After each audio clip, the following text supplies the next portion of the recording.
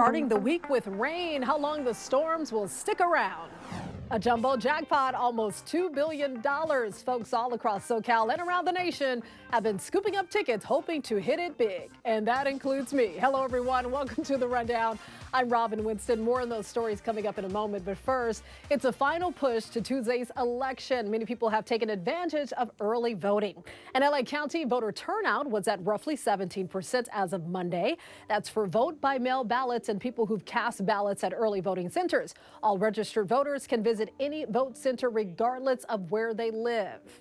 One of the most watched races is for LA mayor. Both candidates spent the weekend meeting with voters and campaigning in a last-minute push. We caught up with mayoral candidate Rick Caruso in Sylmar Sunday. He spoke to voters at Casa Torres restaurant. Caruso is up against Congresswoman Karen Bass. Her campaign bus made a stop in Sherman Oaks Sunday, where she spoke about her plans to end homelessness. Both candidates pushing for people to get out and vote. There's the power of the dollar, but then there's the power of the people. Because we know when we fight, we win. When we fight, we win. When we vote, we win. This is a critical vote for LA. Karen and I are very different. If you want more of the same, Karen's a good choice. If you want real change in the city, which I think most people feel we need, then I'm the one to do it, and I'd be grateful to have the vote. A poll released Friday from the LA Times and UC Berkeley shows the mayoral race tightening. Bass had a 4% lead on Caruso, and that's within the margin of error. Vice President Kamala Harris makes a stop in LA to attend UCLA's Get Out the Vote rally Monday alongside Bass. Vice President Kamala Harris has been campaigning across the country for Democratic candidates. Sunday, she was in Chicago. Join us on election night after the polls close, starting at 8 p.m. We'll have live coverage on our NBCLA news channel, streaming on Peacock, Roku, and Samsung TV Plus. We'll bring you the results as they come in and then have full coverage on the NBC4 News at 11. The ongoing strike between the OC Transportation Agency and the Workers Union is taking a pause to allow people to get to the polls and vote. That may not last too long, though. The union warns if there is no progress in the negotiations by this Wednesday, employees will return to the picket line, shutting down bus service again. Monday's Powerball jackpot, nearly $2 billion, the largest in history. We saw lines over the weekend at popular retailers like Bluebird Liquor Store in Hawthorne. They're known for selling a lot of winning tickets. It's a lucky store. The big prize has been rolling over and increasing since August 3rd. And I still believe, yes, there's a chance. All right, our chance of seeing more rain is increasing as well. Let's check in with meteorologist Belen De Leon to see how long we'll have to keep those umbrellas handy. Hi there. I'm tracking the second Pacific storm in our region so far this season, and this one is expected to be stronger than the last one. It's going to be impacting us from Monday through Wednesday, with showers moving in on Monday, but the heavy rain arriving on Tuesday that could cause flash flooding. On top of the rain, we're also going to have some snow. The snow level will be lowering to 4,000 feet late Tuesday into early Wednesday, so mountain travel could be affected. We need the rain. We could see from 1 to 5 inches across our area, but this is a concern over recent burn scars. We could see mudslides and debris flow. A winter storm watch will be in effect late Monday into Wednesday evening.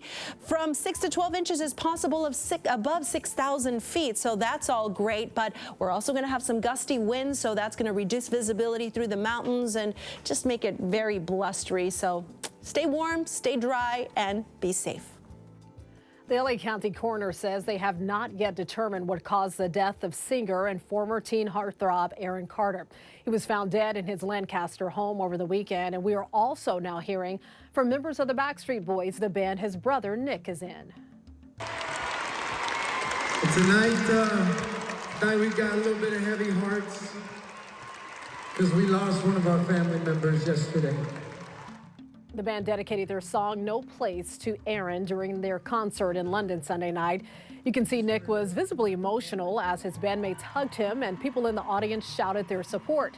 In a post on social media, Nick acknowledged their relationship had its struggles, but wrote, quote, "I will miss my brother more than anyone will ever know."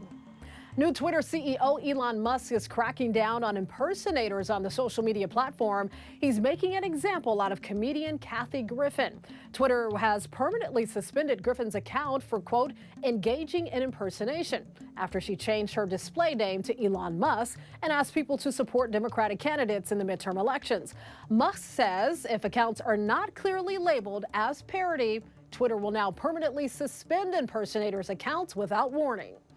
TikTok critics are making yet another push to ban the social media platform in the U.S. The newly revived effort to block TikTok is being organized by some former Trump administration officials and Republican lawmakers. They say because TikTok is owned by a Chinese company, Americans' data is ending up in the hands of the Chinese government. Critics also argue that Chinese authorities are determining what Americans see on the social media platform.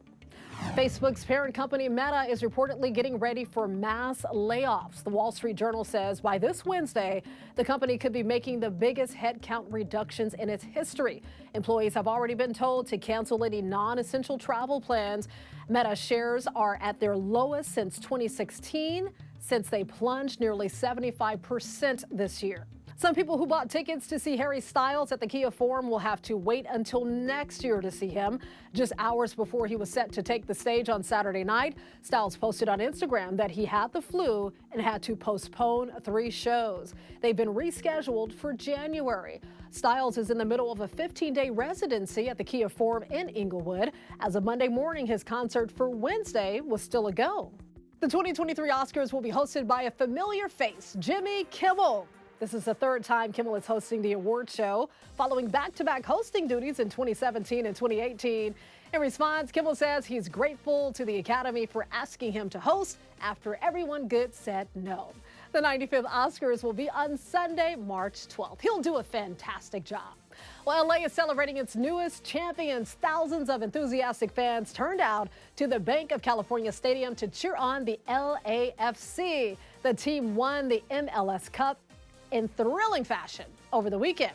The LAFC beat the Philadelphia Union in a penalty shootout Saturday after overtime ended in a 3-3 tie. The team did a victory lap on a bus outside the stadium Sunday. The emotions that I feel right now, it's joy, pure joy of just showing up and just good, bad, tears. Oh, it's been a lot of work. And it feels good. A big congratulations to LAFC and all the fans. Young people with dreams of entering the film industry had a chance to test out their skills this weekend. It was a part of a program called Kids in the Spotlight. It aims to not only introduce young people to the visual arts, but help inspire kids who may feel overlooked or forgotten. They had a red carpet event in Burbank before screening the films created by the kids in the program. We are celebrating some amazing, resilient, and extraordinary youth who have completed the Kids in the Spotlight Script to Screen program, who have produced some amazing films. So we're here to watch their films and to present them with some awards, because this is their Academy Awards Day. Love to see it. Very nice. There were about 70 films total, and the kids got help from directors, actors, and writers in the industry. You can always get news and weather updates on the NBCLA app and our website, NBCLA.com. And be sure to tune into Today in LA on NBC4, weekdays from 4 to 7 a.m. I'll be helping you get around with the traffic reports throughout your morning commute. I'll see you next time on The Rundown.